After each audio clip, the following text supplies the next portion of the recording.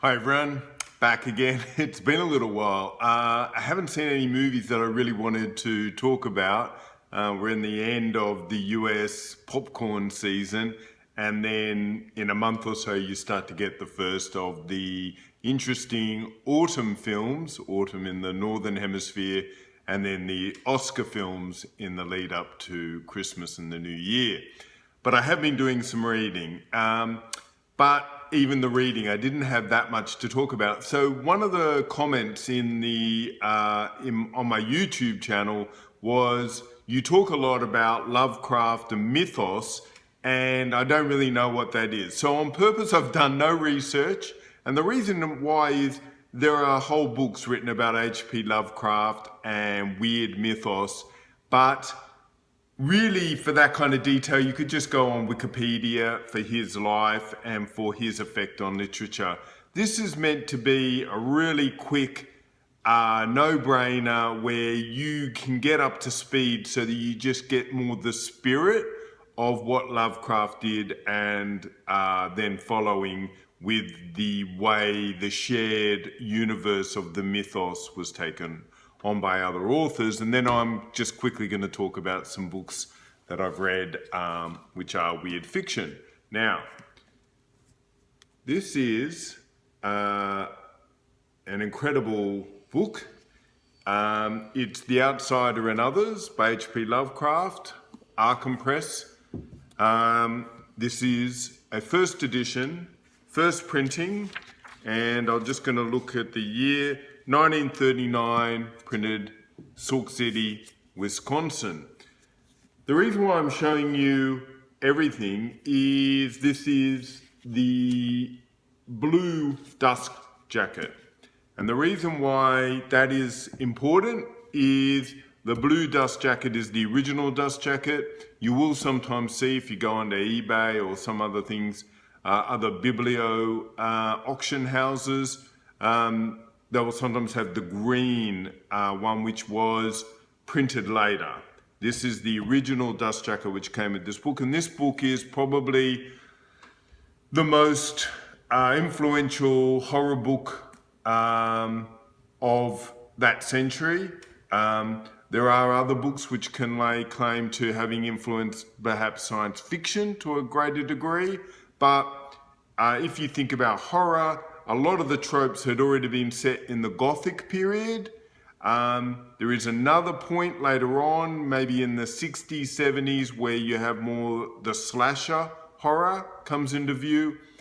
But apart from, some of the greats like Shirley Jackson and such writing about supernatural / existential horror, H.P. Lovecraft, with numerous short stories which have been printed in weird fiction magazines mainly, with other luminaries like Robert E. Howard and such, put together this collection, which was put together by his friends, and collected all his major works, including, and we'll just read some, because a lot of times people might recognize the title and not know that it was Lovecraft or this is the original. So, The Shadow over Innsmouth, At the Mountains of Madness, The Haunter in the Dark, The Dreams in the Witch House, The Shunned House, Pickman's Model, The Statement of Randolph Carter and the Silver Key, Gates of the Silver Key, and finally, probably the most famous, Call of Cthulhu.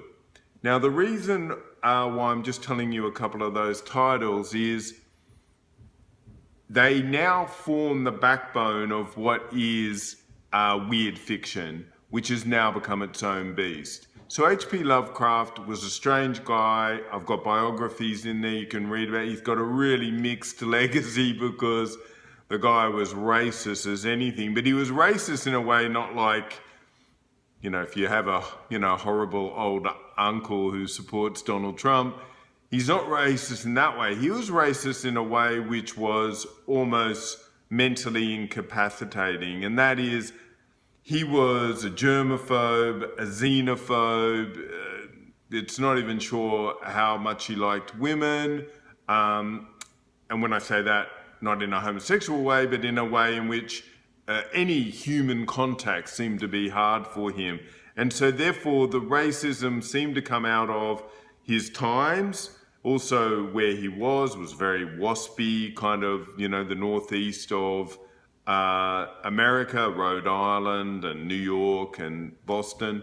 And then on top of that, maybe this mental malady. So that's not to excuse it, but you have to straight away just acknowledge that there is a racism within a lot of these stories, but it's racism which is more xenophobia, which is not either better or worse, but a different kind of beast. And what that is it leads to he is scared, fearful of anything which is called the other. And so it's no fluke that the book is called The Outsider and Others.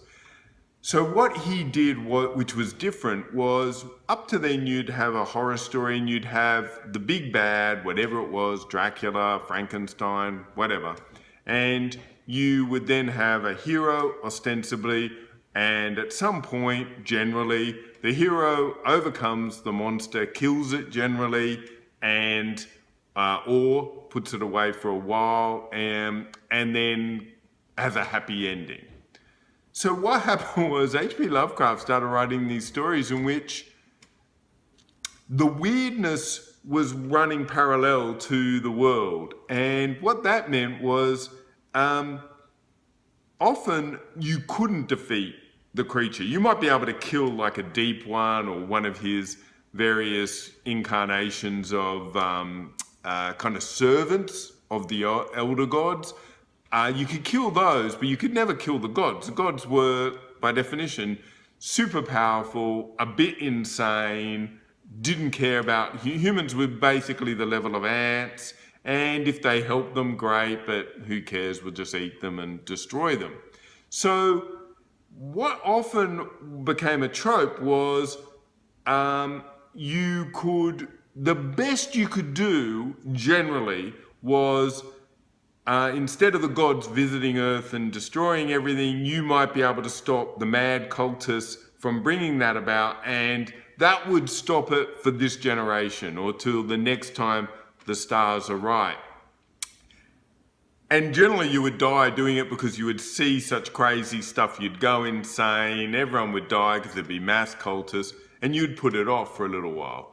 And so that became this very strange kind of thing where think about that, it's an incredibly gloomy view of the hero's story in which basically half the time the hero dies but just seals the portal to another world, or they do enough so it doesn't come this century. But it's going to come, and eventually it's going to kill everything. So that is a very different kind of horror or adventure story. And when you're a teenager and you read that, you go, wow, this guy gets it. Because that is exactly how young people view the world for that weird time in your life when, you just see everything with a tinge of darkness. The language is evocative, it's beautiful. He writes in a way which just no one writes anymore. And I read a lot of weird fiction. Very few can get even close to it. The other thing he did, just to finish this off, is he made a extended, we talk all about Marvel Universe and all that. What he did was, he said it was okay, and there was numerous letters that he wrote with other people who were interested in that kind of world. Famously, he would send letters to Robert Howard of Conan fame, Robert Bloch as a teenager who would then go on to write Psycho. And they would all do little clues in each other's stories and tips of the hat. And he said, it's okay to play in my sandbox. Be respectful, but you can put Cthulhu, you can put Azathoth, you can put Nyarlathotep in these other stories and play with these ideas. So what that meant was often, when you think back to the 1930s, there's very few authors that we still, reference so often, but because he allowed other people to take his work and then go with it, it meant it could live. And then each generation reinvented it.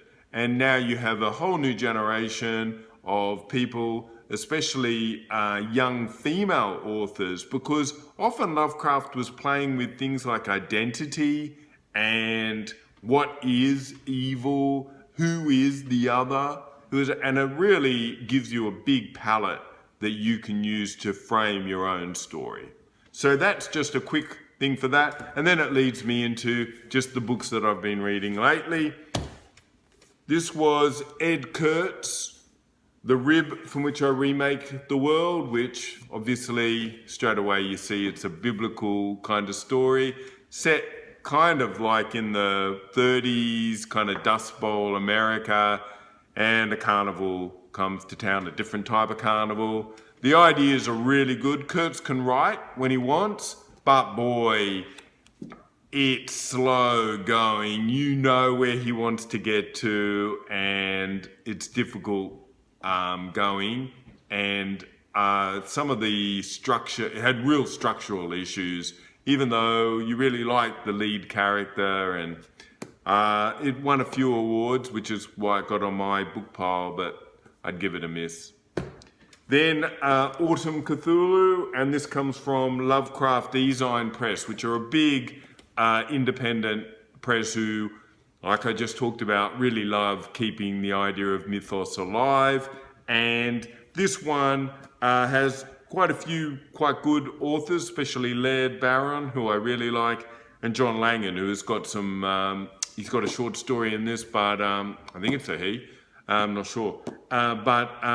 No, John Langan, so it is a he. And he has got a few novels. The Fisherman came out last year, which I haven't read. He is the pick of the bunch. There are a couple of other little gems. There's a book in it by Joseph Pulver Sr. He's been around for a long time. I have tried now to read him a few times. I couldn't get through the first paragraph. I mean, that was shockingly bad. But it's an anthology. You're always going to have some hits and misses. I thought it was just average, not that great. Okay, and finally, this is what I'm reading now, which is Bloody Rose by Nicholas Eames. And I think they've now named it the Band series. So it's book 2 in the Band. But the first one was Kings of the Wild, which I reviewed. And if you're curious, go back and watch my review of that. And just the 10-cent line is, think of D&D adventuring parties, but they're heavy metal bands. So Kings of the Wild was so enjoyable that I haven't got it here because I lent it to my D&D friends to read. And Bloody Rose picks off a slice of that story and runs with it. And as I said, I've started, and interestingly enough, I read a lot of stuff, but I was one paragraph into this and already just settled in, knew what was happening. The action's great, the characters are good. There's so many little D&D tropes. It's really a lot of fun. So that'll be next time. Okay, so I've got to go and see a film. I'm hoping we'll get some interesting films in Australia, and then I can come back and talk about those. So quickly, if you like what I'm doing, press like. Always going to have plenty of stuff. Might start doing some gaming stuff.